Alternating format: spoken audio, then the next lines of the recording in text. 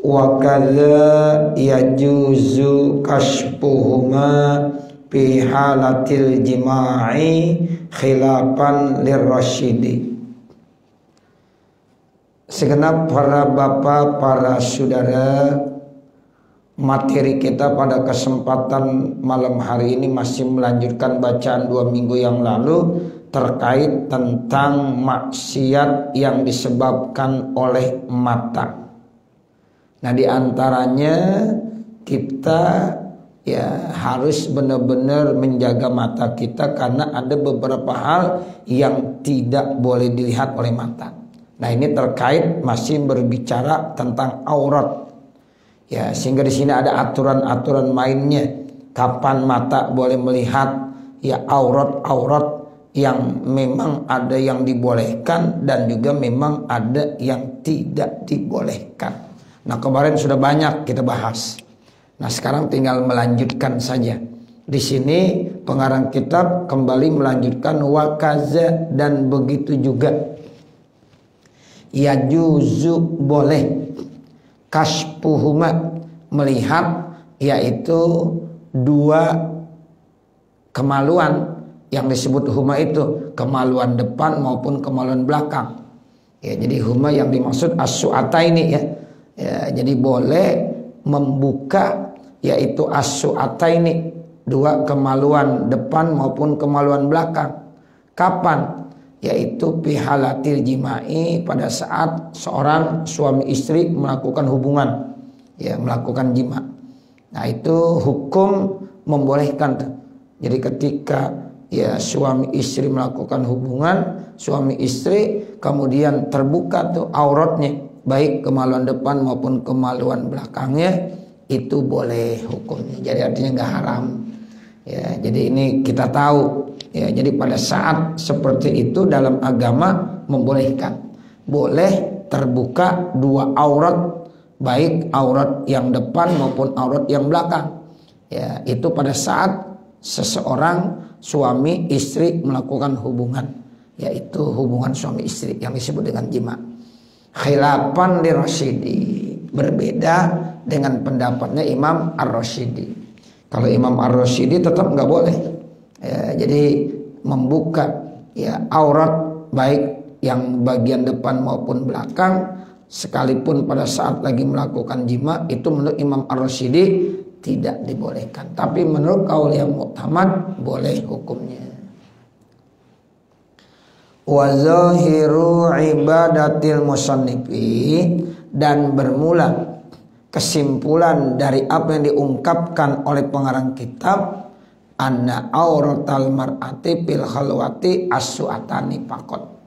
Sesungguhnya aurat orang perempuan pada saat sunyi, artinya nggak ada orang, itu hanya as-su'atani faqat, kemaluan depan dan kemaluan belakangnya saja.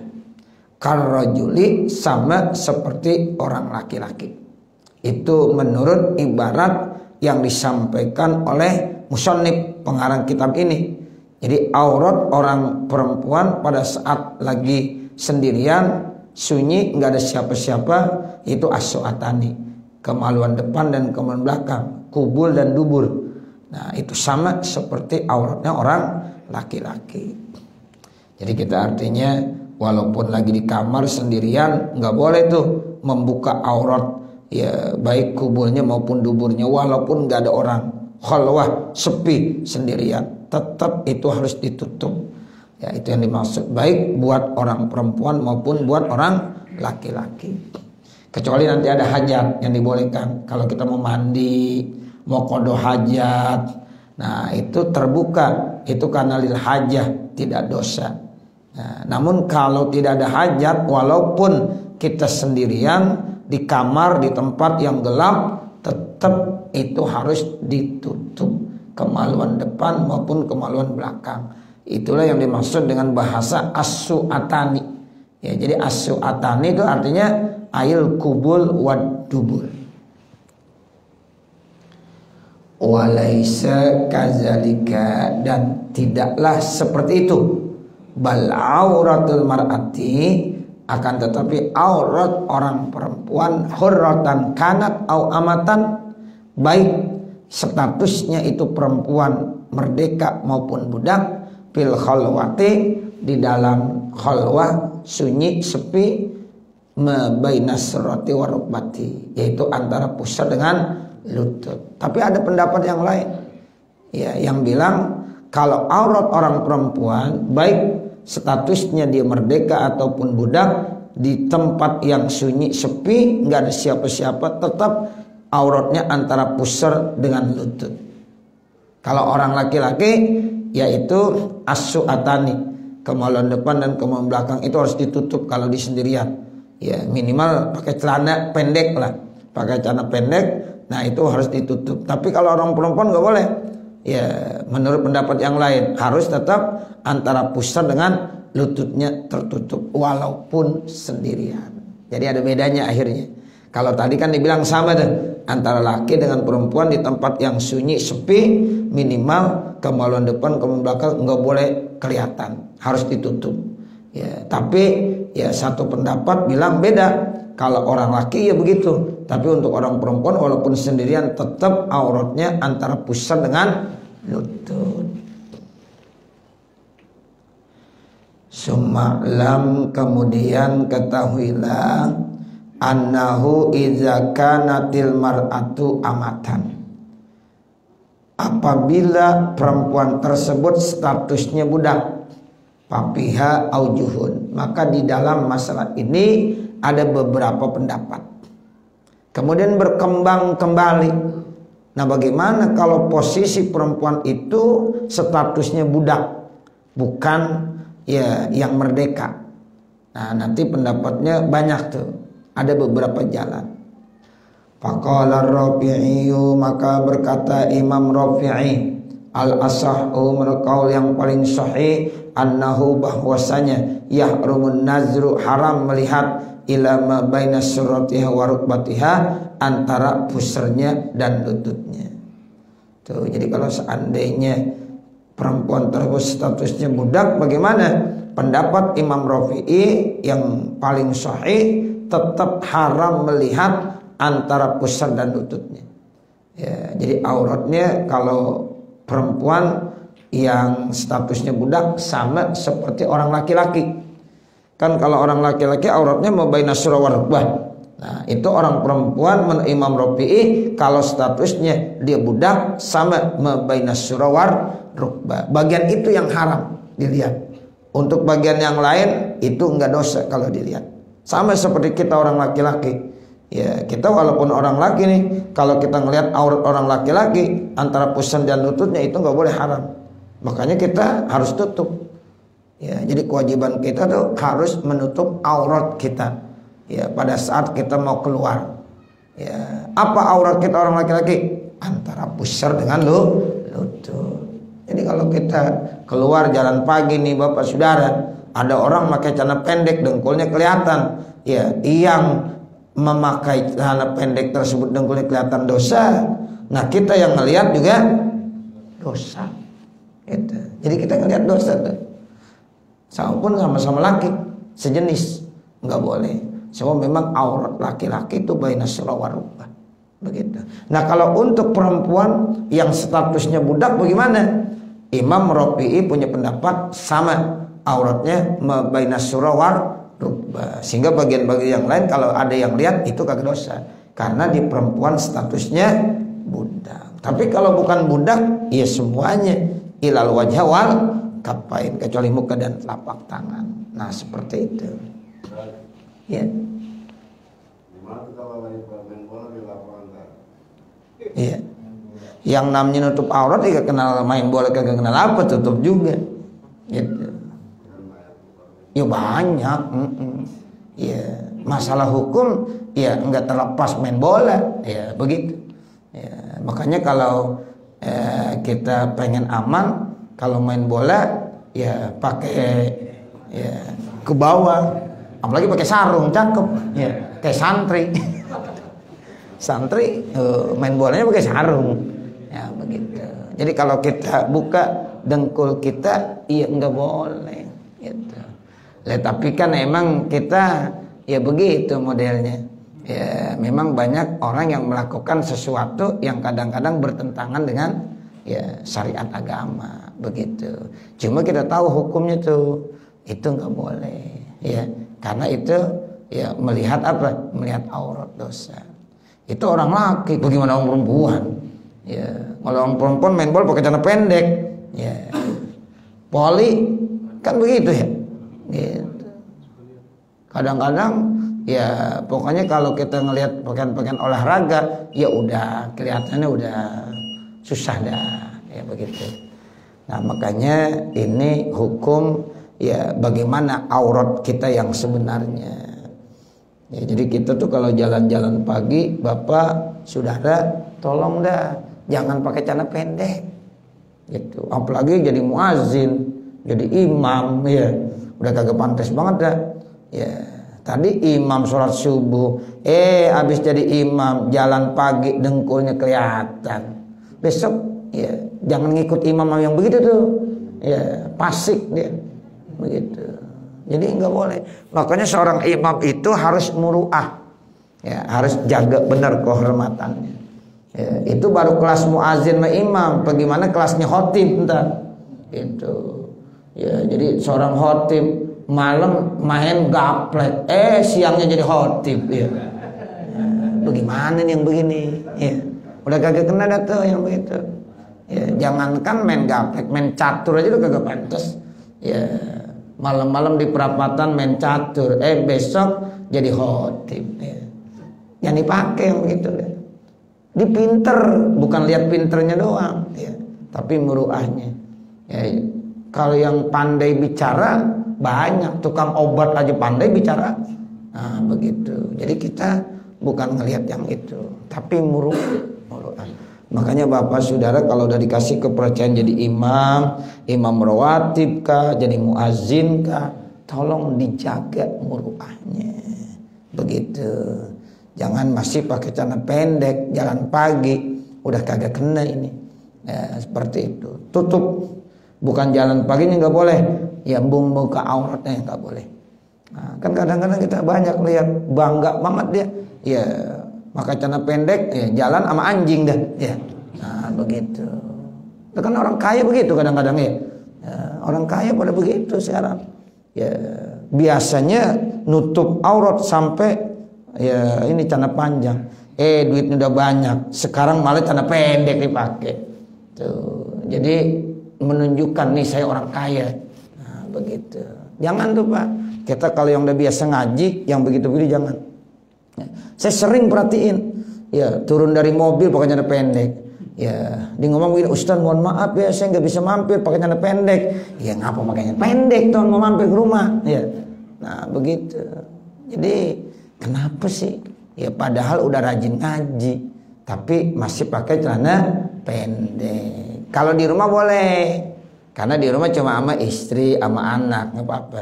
Keluar maksudnya, kalau udah keluar, nah itu jangan. Ya seperti itu. Karena nanti banyak yang melihat dosa kita melihat. Itu orang laki, bagaimana orang perempuan? Nah sekarang banyak orang perempuan pakai celana pendek juga banyak kan? Banyak. Nah seperti ini. Ini yang harus kita jaga. Ya makanya Imam Rafi'i menyatakan begitu.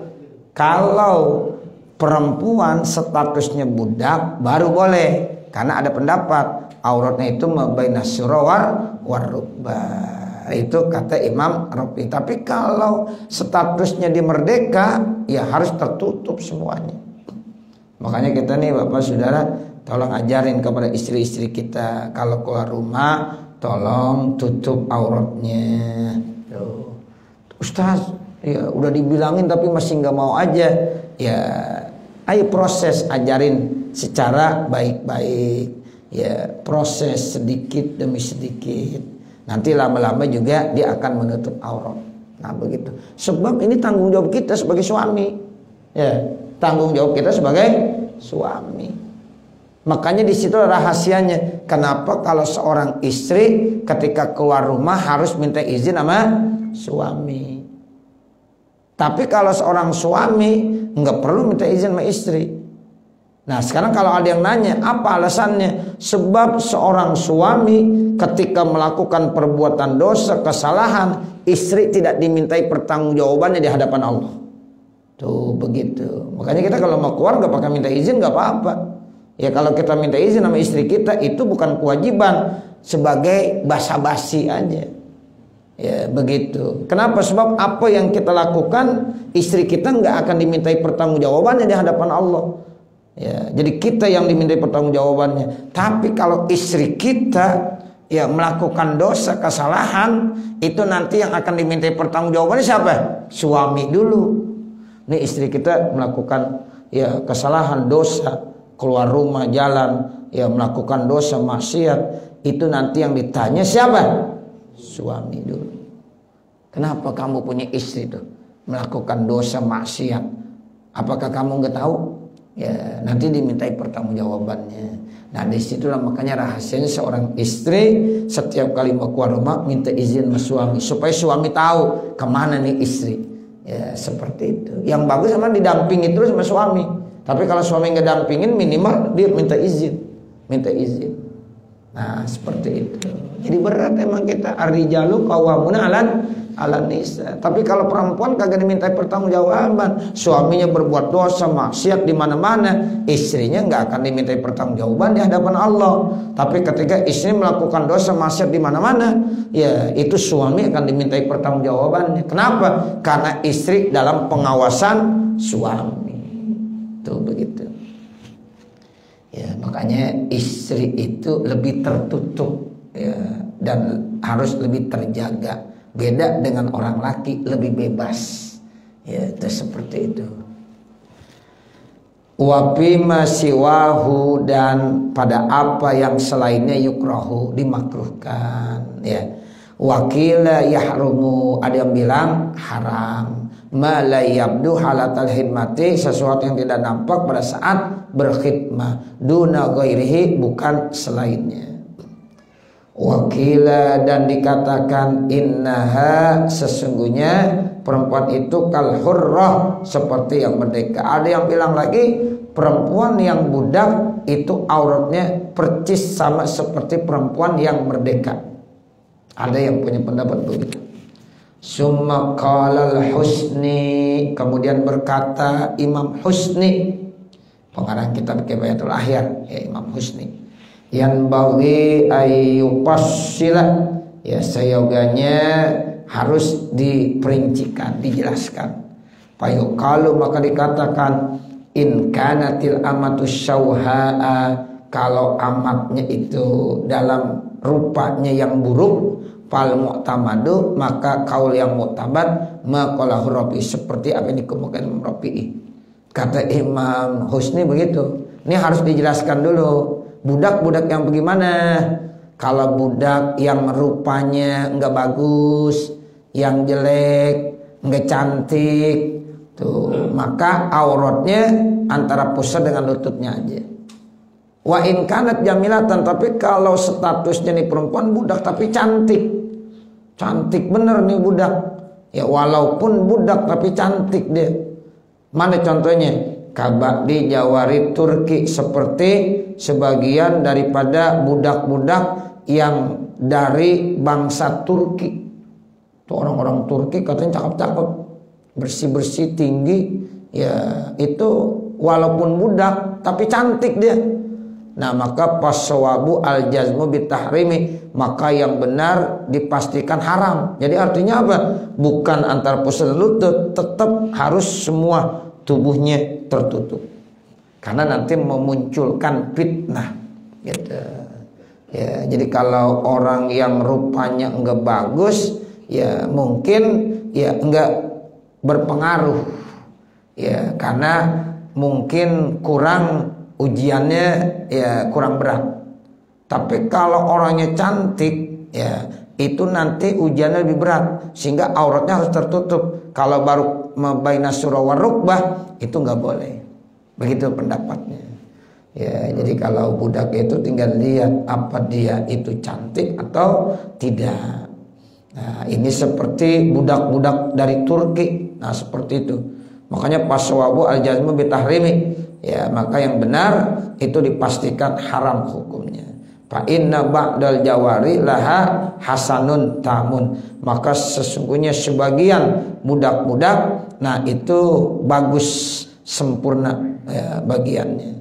Kan ada budak yang warnanya hitam, rata-rata budak kulitnya hitam kelam ya, yang putih cuma apanya, giginya. Nah kalau yang begitu tuh ya udah auratnya babena surawar aja tuh, karena tidak memunculkan banyak fitnah ujian.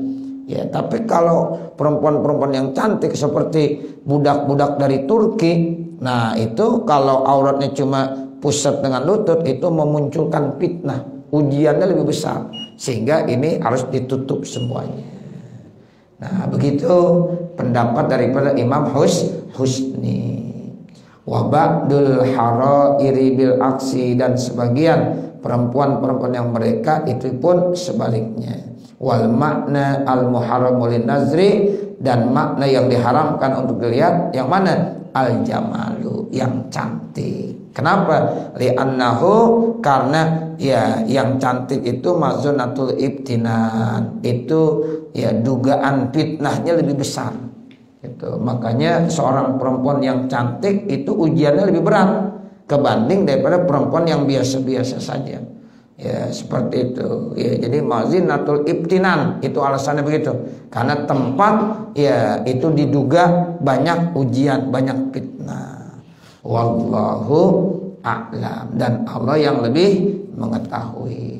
Cukup saya kira sampai sini, nanti baru wa ammal hurratu dan seterusnya. Mudah-mudahan apa yang kita baca pada kesempatan malam hari ini ada manfaatnya, khususnya untuk pribadi saya, dan mudah-mudahan juga untuk para hadirin jamaah sekalian. Bapak ya hadirin jamaah sekalian, perlu saya informasikan ya bahwa untuk peringatan Maulid Nabi Muhammad di Pondok Pesantren atau Al-Muflihun itu akan dilaksanakan pada tanggal 12 bulan November tahun 2022.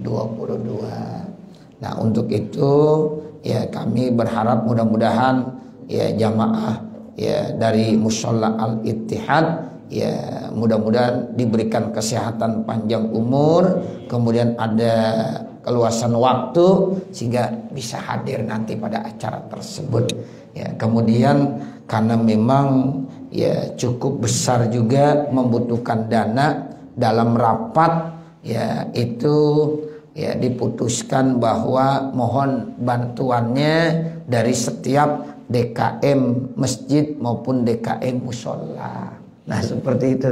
Jadi dalam rapat tersebut ya dimohon setiap masjid atau musola untuk memberikan bantuannya.